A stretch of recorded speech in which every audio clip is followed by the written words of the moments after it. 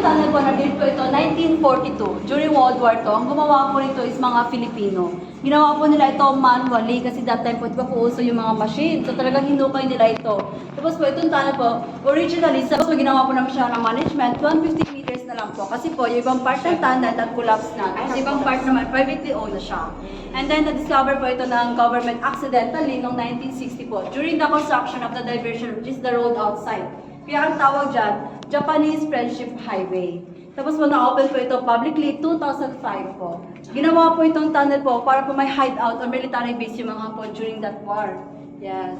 So dito po may meeting room po sila, tapos dito naman po yung prayer room. Ang tawag po dyan, Golden Buddha. Sa Cambodian treasure po, balik kinuha po ng mga Hapon, tapos po dinala dito. Kasi po nakita po ito, 12 inches na po ito yung makina nakita po rito. Pero dahil ginawa po itong tourist spot, so yung replica po, in-expand nila yung size para mas makita ng mga tourists. Yes, may mga mag-take ng picture po. Replica lang ito. Yes po, replica naman po yan lahat ng dito po.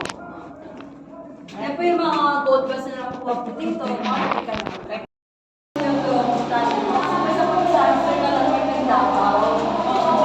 Go back to Para po, nakasalis po yung mga ginawa ng mga Pilipino that time. Mga sacrifices nila. tunnel. This is the Japanese tunnel. Yes po, Pilipino po talaga yung gumawa nito. Kasi alinis na dati yung mga. Kasi that time po yung siyempre yung time po yung mga gold ng mga Amerikano. Madilim.